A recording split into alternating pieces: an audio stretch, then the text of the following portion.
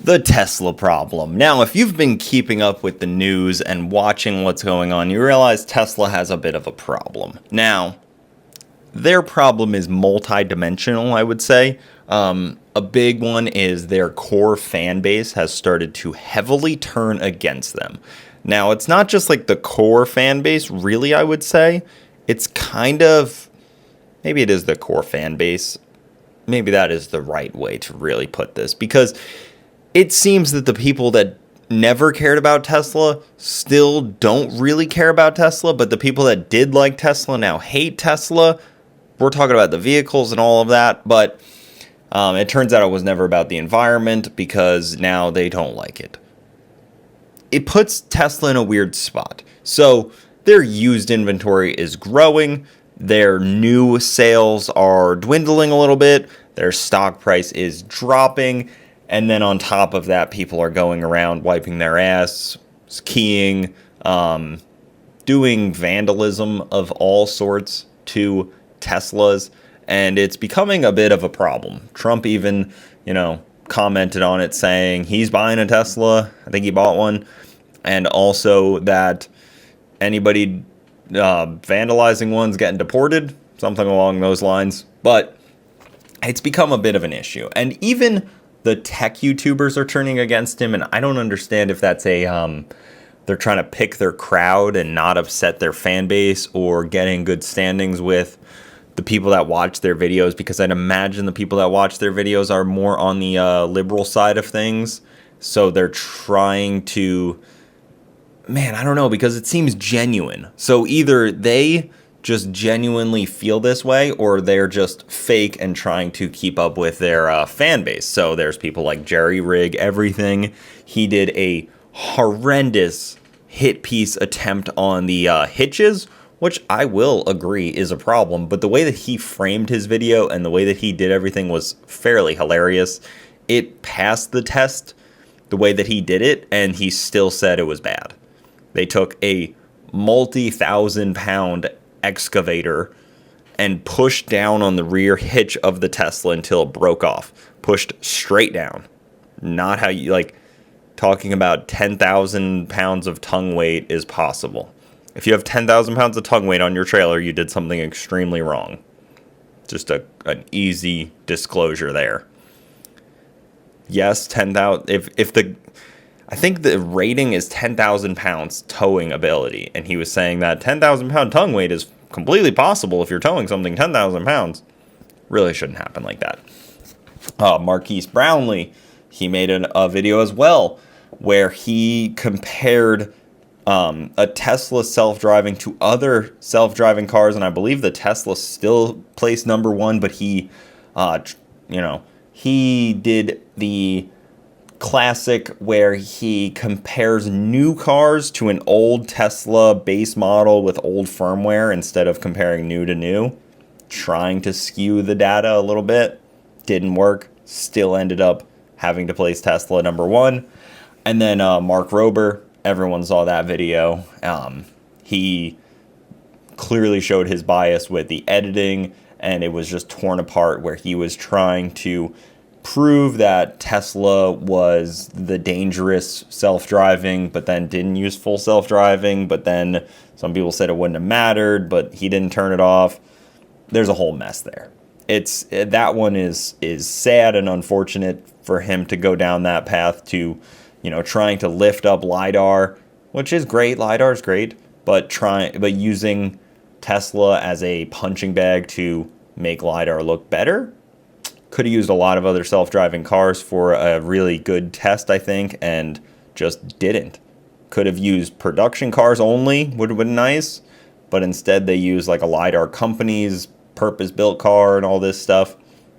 Like I said, it would have been nice to just make it an unbiased test, but it clearly had a ton of bias in it. And that's unfortunate, but it's one of those things. These YouTubers have picked a side. I hate to say it like that, but they clearly have. And a lot of people have picked sides. And the funny thing is, personally, I don't think that there's another good option for electric vehicles. I really just don't. I've seen the electric vehicles on the market. They all seem kind of meh. maybe I'm wrong, at least in the US. We don't get the Chinese EVs that do seem very good. We only get the American EVs that are pretty poorly built. And then we get the gigantic hybrids like a 6,000 pound BMW or the hybrid stuff that's kind of starting to become reality. But back to where Tesla's going from here. So you guys may know that Elon Musk has lost his way with his core fan base of EV people, which were more of the Democrat liberal side of things, and he has now worked his way into the more Republican side of things, and I don't think they take as kindly to EVs. I think that base of people still prefers a petrol burning vehicle. And now he's just, in a crowd that doesn't want his product. And the crowd on the other side also doesn't want his product. So he's in this weird spot. Some ironic moments I enjoyed, though. Tim Waltz was walking around showing the stock price of Tesla, bragging about it, all hyped up that it's dropping in price.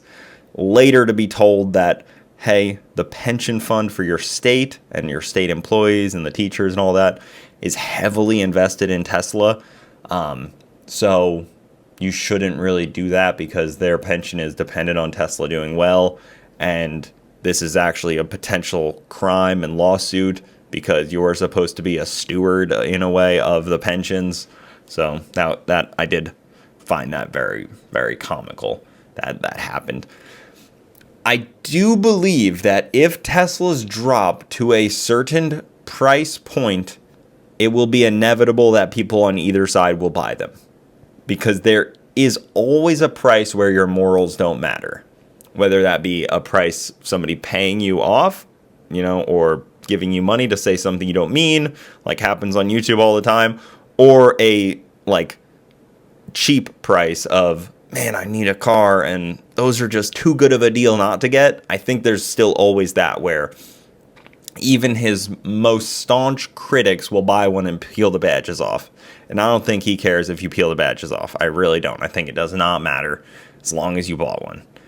So again, I think that there's always that floor and always that ceiling on those two things where you're always going to find the people that will sell their morals in some way or another.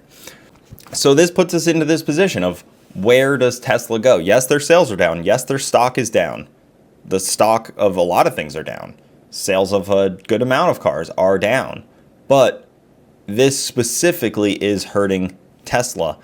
And I even wonder, can the Teslas fight back? Can they self-defend? Can they if somebody comes up to key them, can they swing the door open real quick and whack them? It seems like something a Tesla would be capable of.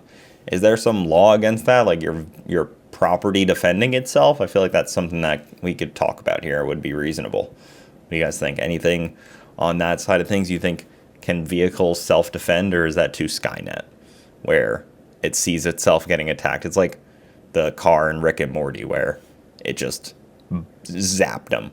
But people are burning down cars and they're keying vehicles, and the attack of private properties is just never warranted. And I think that needs to stop no matter what. If you want to not buy them, that is your deal. You live it up. I actually support you not buying something you don't support. I think that's the only way that, any of this should really work.